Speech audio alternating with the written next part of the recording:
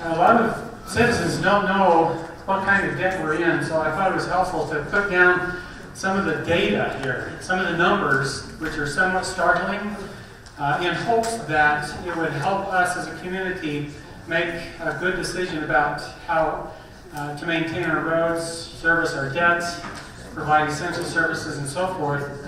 And so number one tonight, please. My name's Lowell Nelson. Lowell Nelson. I'm not the tall Lowell Nelson who used to live here. I'm the short Lowell Nelson. That's who I am.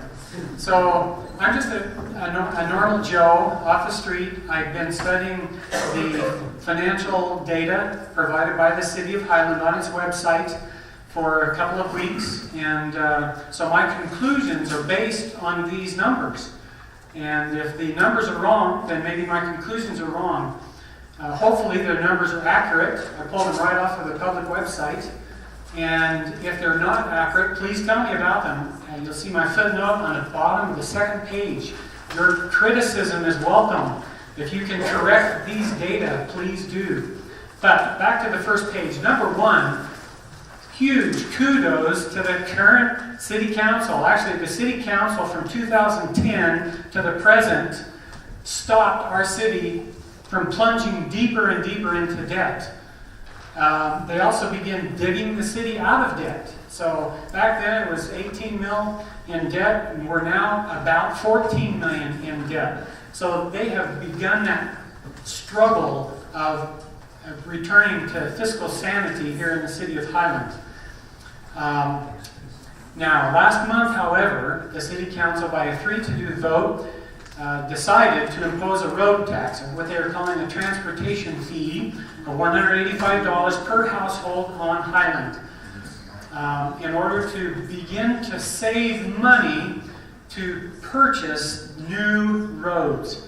And there are 3 roads in particular that they have in mind. 6,000 West, 9,600 North, and 10,400 North. Those are the 3 roads which the Transportation Committee has deemed the worst roads in the most need of repair. So they want to begin saving money for that, and that's noble. There is some validity to the notion that Scott Smith said on his part of the interview, where he said, we need to begin saving.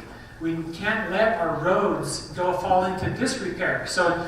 And that's true. Just because I'm here talking against the road tax doesn't mean I'm not in favor of good roads. We need to maintain the roads that we have. We cannot let them fall below that level where they require rebuilding. And so the current road maintenance, the money that's budgeted for road maintenance, in my opinion, and in the opinion of several engineers, is sufficient to maintain all of our roads, except for those 3 perhaps, for the near future, 5, 10, 15 years. And this idea of maintaining our roads without raising taxes is based on that notion that we can maintain with about $550,000 per year in road maintenance, we can maintain those roads and keep them from falling in worse repair. So, citizens are circulating a referendum petition on this decision. I have packets here tonight if you would like to sign that petition to put that road tax on the November ballot. I welcome your signature. Okay, so one of the interesting things 2 weeks ago as we studied the budget, we found that there's just not enough money. So then I began looking at the cash, the assets and liabilities of our city.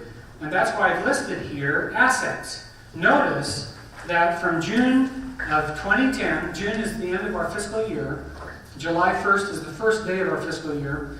So for the last 3 years, from 2010 to 2013, we have on average, built our cash reserves $1 million per year.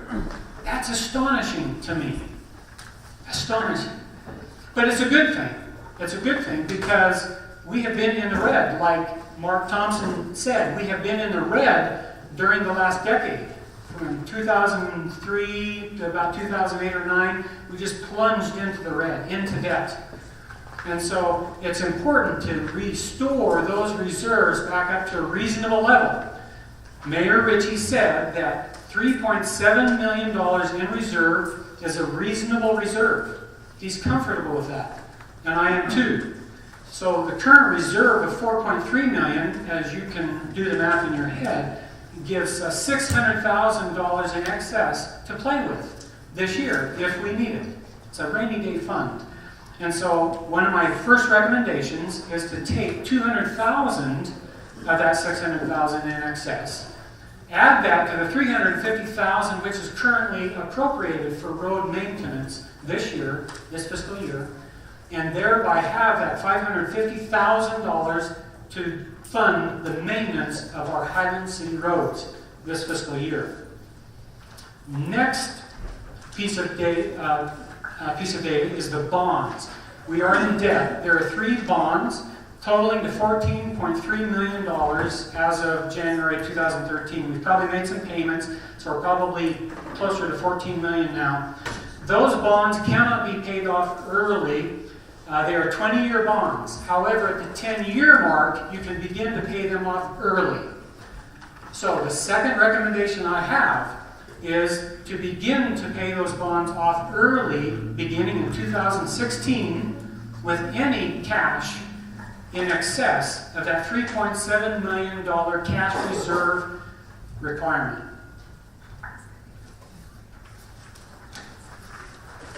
Okay, now just to give you an example, if you flip the page over, this year the city will spend $1.4 million to service our debt. That's a staggering amount of money.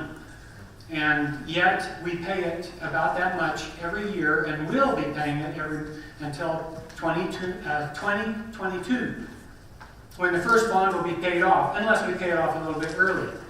And then by 2027 and 2028, the other 2 bonds will be paid off, freeing up that $1.4 million for use in the reconstruction of roads.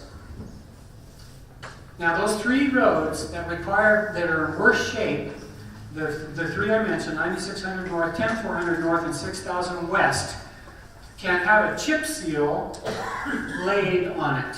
Those chip seals are good for 7 to 10 years. And then we can get by on the poorest of our roads with a couple of chip seals for the next 7 to 10 times 2, or roughly 15 to 20 years, which is about the time that these bonds will be entirely paid off, and then the money that was going to pay the bonds can be used to build those roads. Please. I have a question on this $1,400,000. The interest is almost 3/4 of what the principal is. What interest rate are we paying on that? That's noted on the first page. There's the interest rates there. 4.19, 4.19, and 3.64. Well, those interest rates vary year to year. Yeah. Well, the amount of interest you pay varies from year to year. Interest rate changes. The rate changes. The rate changes year to year. I put all this stuff online and made it accessible to everybody. If you want the information, you're welcome to talk to me afterwards. But the interest rates change from year to year. They range from 3.5% to 5% depending on the bond. Okay. So the interest is paid on the unpaid principal. That's correct. The interest is paid on the unpaid principal. There's a great document, it's about 65 pages long, that describes each one of these bonds and its payment schedule, the interest rate, and so forth.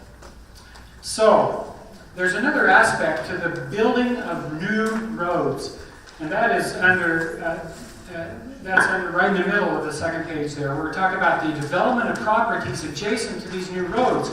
Developers will come in, develop a property, and then they'll chop into that road and connect to the sewer, the water, the pressurized irrigation mains. And if that's a brand new road, the worst thing you can do is chop into a brand new road. So, because there's so much property yet to be developed on those 3 roads anyway, it makes sense to me to delay the reconstruction of those roads, use a chip seal to get by, and then as those properties are fully developed, then go ahead and rebuild those roads. So, in conclusion, I wanted to give you my maxim of good governance, fiscal conservatism. It's in italics. Government spending should not increase faster than our population grows. In fact, due to economies of scale, the rate of government spending should be lower than the rate of population growth. Turns out, from 2001 to 2012, our population in Highland doubled, from 8,000 to 16,000, but our city spending more than doubled, from 3 million to 7 million in that same period of time. So we are breaking this maxim of good governance. It's time for me to stop. I'll just end with, I've given you all 4 recommendations. So, any questions about what I presented tonight? Thank you very much.